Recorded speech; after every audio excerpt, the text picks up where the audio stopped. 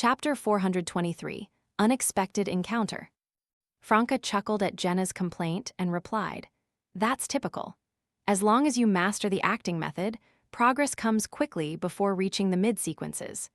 The pace at which you save money often falls short of the expenses for purchasing the potion formula and the necessary ingredients. Don't fret about the money. Sequence 7 in the assassin pathway is a game changer. It significantly boosts your combat prowess and survival skills. You're aware of the potential catastrophe on the horizon.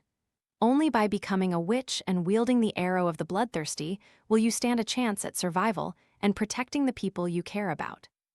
Jenna fell silent for a moment, then she swore, "You instigated me without using your abilities."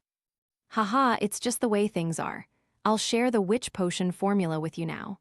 "Let's start gathering," Franca said as she returned to the coffee table, spread out a piece of paper, and swiftly jotted down the instructions. Jenna stood beside her, examining the Antisian words taking shape.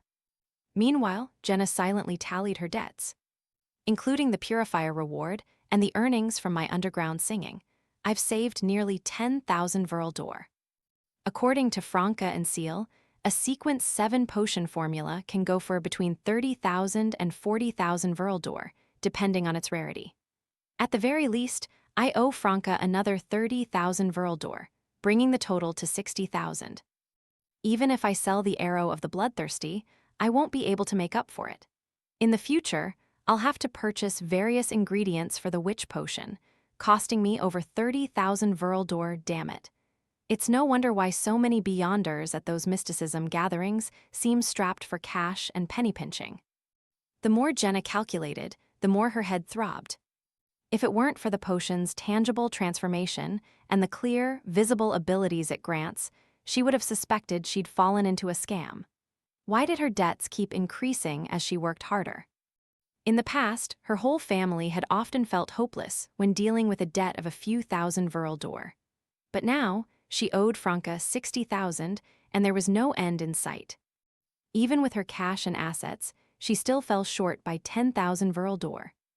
Gritting her teeth, Jenna decided to put these worries aside for now and deal with them after advancing to Sequence 7 as a witch. Franca quickly finished, writing down the witch potion formula. Sequence 7, Witch.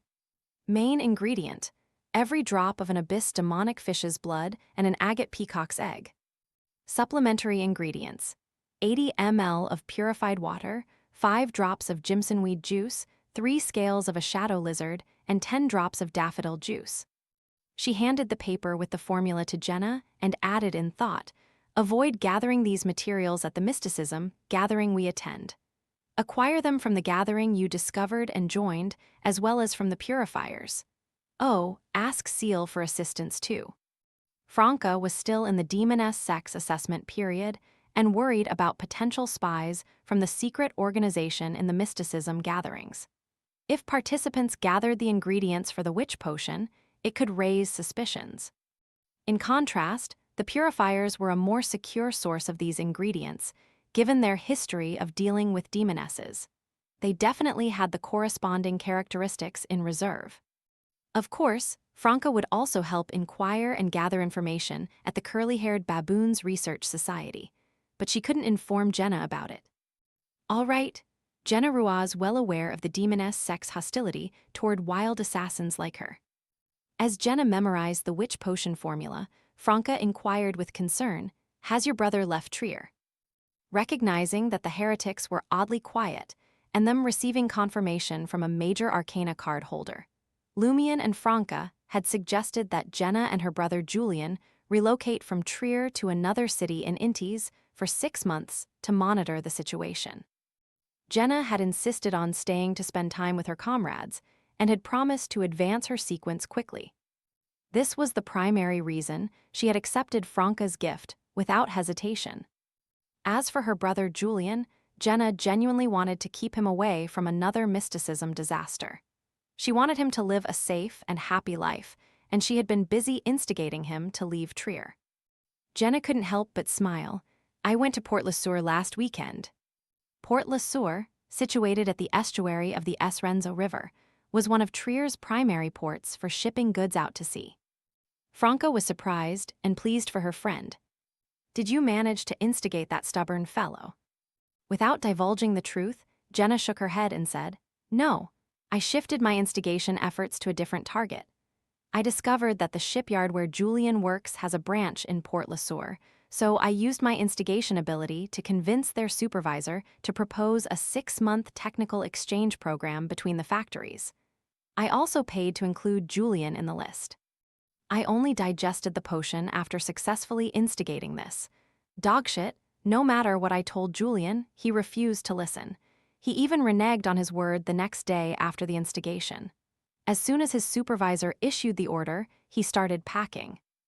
After venting her frustration about her brother, Jenna glanced at Franca and added with a sly grin, "The skilled workers from Trier arrived in Port LeSueur last weekend. The return leg from LeSueur to Trier will be half a year later to avoid the potential disaster. Franca, why don't we figure out a way to get more people to leave Trier and lay low for a while?" "They won't believe us even if we tell them," Franca sighed. "Moreover, if more people leave, those evil god organizations might sense it and act prematurely. If the official Beyonders aren't prepared, it could lead to more casualties." Unspoken was the fact that, combined with Madame Judgment's words and Seal's intel, the surface Trier served to seal the underground Trier. Everyone in the city contributed their strength, and if too many left, the seal might weaken, putting the remaining citizens in danger. Jenna fell silent for a moment, choosing not to dwell on the topic. Her upbringing and 6 months of experience had taught her to accept the harsh reality. All she could do was save as many as she could within reasonable bounds. After a pause of about 10 seconds, Jenna said thoughtfully, "When I instigated the supervisor to propose the exchange program, I noticed that many neighboring factories had similar arrangements. That's why I had an example to raise and succeeded without much difficulty. Now that I think about it, could it be a covert effort by official Beyonders to reduce the population in the market district?" "It's certainly possible," Franca considered for a moment before hesitating to add more. What she wanted to say was that it might also be orchestrated by the Tarot Club or Church of the Fool. Madame Justice, a major arcana card in the spectator domain, was well suited for such matters. Franca refrained from saying this because she hadn't yet told Jenna about her and Seal's belief in Mr. Fool. She had initially planned to visit the Fool's Cathedral at Lavigny Docks with Jenna, but she dared not do so once she came under the scrutiny of the Demoness sect. "Yes, I'll have to get Seal to take Jenna to Lavigny Docks. If she embraces the faith of Mr. Fool, she'll be safer in the future." Franca's thoughts drifted to Lumion. In a 4-wheeled 4-seater carriage, navigating through the forest and farmland, Lumion, dressed in a casual formal suit, looked out the window at the golden harvest, his mind drifting. The past month had been his most leisurely period in the past 6 months, but he didn't find this leisure enjoyable. He seized every opportunity to digest the pyromaniac potion.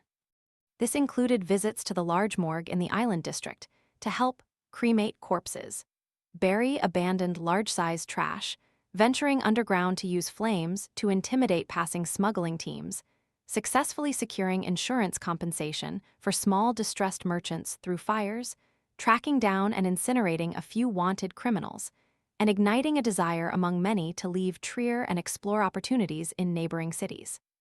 This string of actions had brought Lumion to the brink of fully digesting the pyromaniac potion. It might only take another half a month, a week, or perhaps even less. Today, Lumion had received an invitation from Count Puffer to visit his Red Swan Castle as a guest. Over the past month, the Sauron family had hosted 5 gatherings, one at the castle, one for hunting, 2 for casual chats at a cafe, and 1 for a masquerade ball in an abandoned house. Lumion had participated in all of them, but nothing significant had occurred. The only notable exception was that Puffer Sauron hadn't played King's Pie again. Where's the probe Gardner Martin mentioned? Could it be a probe this time? The Cave Association hasn't made another appearance. Do they believe me? He redirected his thoughts from the near-harvest farmland and contemplated the invitation for the day. What intrigued him even more was Gardner Martin's promise to secretly monitor every gathering hosted by Count Puffer. So, where might Gardner be concealed at this moment? Under the afternoon sun, the carriage arrived at its destination. Lumion gazed up at the beige castle, tainted with the stains of ancient blood. Passing through the imposing door and the vast atrium, he reached the elegant living room on the first floor, adorned with a dark red, plush carpet. Pufur Saran, dressed in a red velvet coat, was engaged in conversation at the entrance with another guest when Lumion arrived. Lumion's gaze froze. The guest standing beside Count Pufur was not someone he had expected to see. Clad in hunting attire, with what appeared to be reddish-dyed hair, sharp brown eyebrows, and piercing eyes, it was Albus, another member of the Iron and Blood Cross Order. As a member of the Iron and Blood Cross Order under the command of Commanding Officer Gardner Martin, Lumion was well aware of their identities and objectives. However, Albus was enigmatic and seldom seen in the market district, only making appearances at gatherings for a free meal.